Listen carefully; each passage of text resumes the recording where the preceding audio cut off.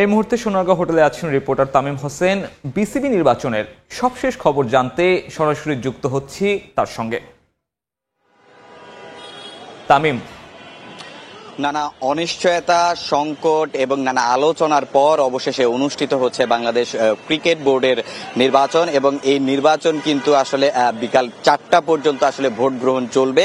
আমরা ইতিমধ্যেই দেখেছি আসলে বিভিন্ন প্রার্থীরা আসছেন এবং যারা আসলে কাউন্সিলর আছেন তারা কিন্তু আসলে ভোট দিচ্ছেন, এবং আসলে বাংলাদেশ ক্রিকেট বোর্ডের এই নির্বাচন কিন্তু হাইকোর্ট পর্যন্ত গিয়েছে। সে নানা অনিশ্চয়তার জায়গা ছিল, সে জায়গা থেকে আসলে বাংলাদেশ ক্রিকেট বোর্ডের নির্বাচনটা নানা সংকট থাকলেও অবশেষে অনুষ্ঠিত হচ্ছে। আমরা একটা জিনিস খুব ভালোভাবে বলতে পারি যে আসলে এর আগে বাংলাদেশের ক্রিকেট বোর্ডের নির্বাচন নিয়ে নানা ধরনের কথা ছিল, কিন্তু সেই জায়গা থেকে এবার আসলে বাংলাদেশ ক্রিকেট বোর্ডের নির্বাচনটা হচ্ছে। তো এ বিষয়ে আসলে আমার সহকর্মী যিনি কিনা একদম সকাল থেকেই আসলে নির্বাচনটা ফলো করছেন, এবং তার কাছে আসলে জানতে চাইবো যে শিমুল, আসলে নির্বাচনের পরিবেশটা কেমন দেখছেন আপনি?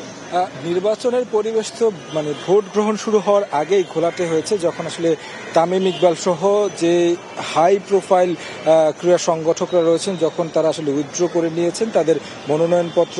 এরপরে ক্ষণে ক্ষণে আমরা দেখেছি যে নির্বাচন বর্জন অর্থাৎ ভোট বয়কট করার প্রক্রিয়া দেখেছি। গতকাল রাতেও একজন প্রার্থী তার ভোট থেকে তিনি নিজেকে সরিয়ে নিয়েছেন, যদিও তার নাম ব্যালট পেপারে আমরা দেখব, যেহেতু মনোনয়নপত্র প্রত্যাহারের ওই সময়টা তারা মনোনয়নপত্র প্রত্যাহার করেননি।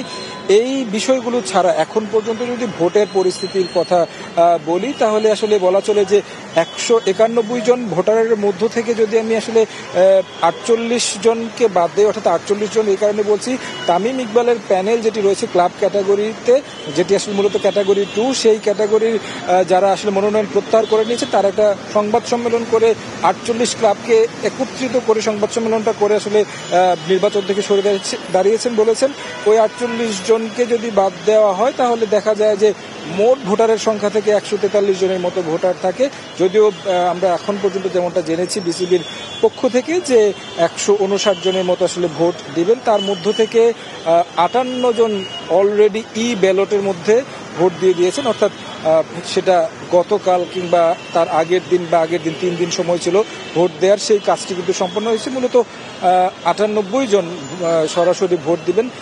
এই ভোটটা মূলত বড় প্রতিদ্বন্দ্বিতার জায়গাটা যেটা আমার কাছে এখন পর্যন্ত মনে হয় সেটা হচ্ছে ক্যাটাগরি 3 থেকে, যেখানে দেবব্রত পাল যিনি প্রথম শ্রেণীর ক্রিকেটার এবং সাবেক ক্যাপ্টেন খালেদ মাসুদ পাইলট, তারা প্রতিদ্বন্দ্বিতা করছেন। বিভিন্ন ক্রীড়া সংস্থাগুলো রয়েছে, সেই সংস্থাগুলো ভোট দেন, বিশ্ববিদ্যালয়গুলো ভোট দেন। সেই জায়গায় জাতীয় দলের সাবেক অধিনায়ক কোটা এবং ক্রিকেটার কোটায় যারা রয়েছেন সেখান থেকে প্রায় 15 জনের মতো ভোটার থাকেন, 20 জনের মতো ভোটার থাকেন সাবেক অধিনায়ক এবং ক্রিকেটার মিলিয়ে, তারা আসলে এই ক্যাটাগরিতে ভোট দিচ্ছেন। তবে ক্যাটাগরি 1 এবং 2 সেই জায়গায় কিছুটা কম দেখা যাচ্ছে ভোটার উপস্থিতি।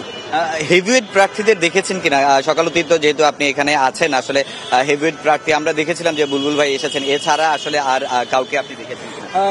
এই নির্বাচনে এখন পর্যন্ত যদি হেভিওয়েট প্রার্থীর কথা বলি, সেক্ষেত্রে নিশ্চয়ই আমিনুল ইসলাম বুলবুল, নাজমুল আবেদিন ফাহিম যিনি এখন বোর্ডে রয়েছেন, ফারুক আহমেদ সাবেক সভাপতি ছিলেন, খালেদ মাসুদ পাইলটের কথা বলতে হয়, তিনি এর আগেও নির্বাচন করেছেন কিন্তু আসলে জয়ী হতে পারেননি। এবার তার অবস্থা দেখা যাচ্ছে ভালো ওর দিকে।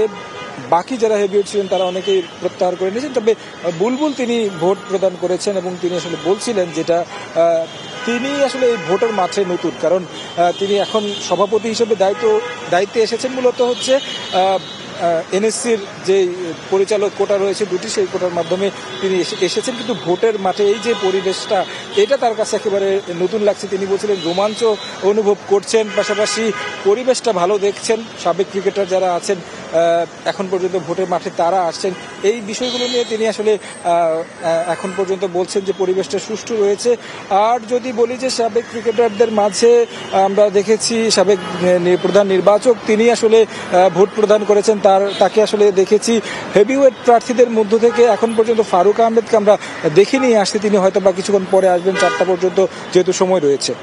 বিচিমুল, আরেকটা বিষয় যেটা হচ্ছে যে তামিম ইকবালরা সহ সবাই কিন্তু আসলে মনোনয়ন প্রত্যাহার করেছেন, কিন্তু তারা যেই কারণে প্রত্যাহার করেছেন তার সেই 15টা ক্লাবের বৈধতা কিন্তু পরবর্তীতে এসেছে। তো সেক্ষেত্রে আপনার কি মনে হয় না যে আসলে আপনার কি মনে হয় যে তামিম ইকবালরা কি আসলে ভুল সিদ্ধান্ত নিলেন, বা অন্য কোনো বিষয়ে তারা থাকলে হয়তো বা নির্বাচনটা আরো পরিবেশটা আরো সুন্দর হতো কিনা?